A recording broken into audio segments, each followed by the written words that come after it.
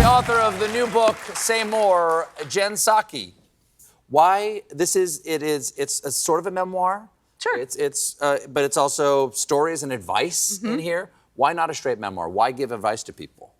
I'm so young, Stephen, that I have a lot of time left. No, in all seriousness, when I left the White House, I thought a lot about things I wish I would have known when I was in my 20s, when I was graduating from college, when I was starting my career. And a lot of that in the book, I do talk about moments I was there for history. I talk a lot about a lot of mistakes I made, a lot of times I wish I would have done something differently, times where I was under attack from bullies, not just Fox News, also the Kremlin. And you were attacked by the Kremlin? Oh, yes. How so? Well, back in 2014, when Russia invaded Ukraine the first time around, shall we say, the OG, the OG invasion, I was at the State Department. I was the spokesperson there, and I was the face of the administration in making clear to Russia that this was illegal. The Kremlin they started doing their RT, which is their state-run media, did a nightly show about me. They designed verbs, Psakiing, which was making up facts that weren't true. Wow. This is the RT that was broadcast in the United States? Correct. The English language and in tonight? Europe. So I've experienced that. If anybody's wondering how it feels to be the victim of Russian propaganda, not good is the answer. I'm not allowed to go to Russia. Me neither. They put out a thing saying you can't come here. That's right. You can't come here. Point of pride. Point of pride. But the caviar. Oh, the vodka. You said mistakes you made early on. Anything particularly memorable? Anything that still sends a chill down your spine? I do have a few chills. One of them is, I don't know if anybody watching has been put something in email they didn't want to put in email, and then it's exposed. Probably no one ever, or over a text. Yes.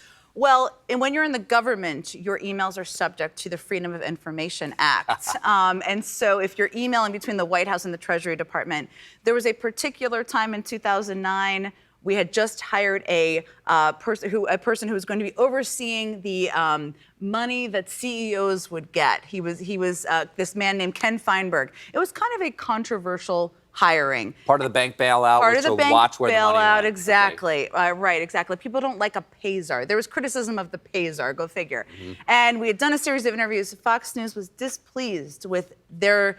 That there was accountability. That there was accountability, and someone who was going to do some accountability for the business industry.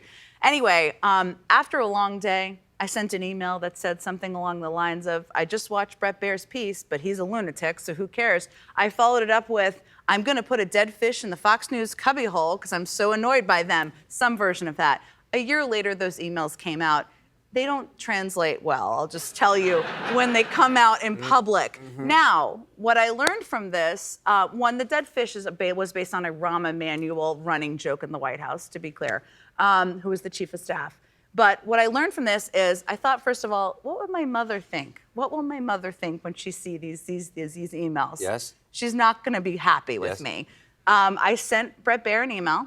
I didn't know him, and I said, I don't really know you. You may not believe this, but this is not how I engage with people or behave, and I just wanted to apologize. Oh, that's nice. He could have replied and said, you know, screw you, or thank you, which is a form of screw you, or not replied at all.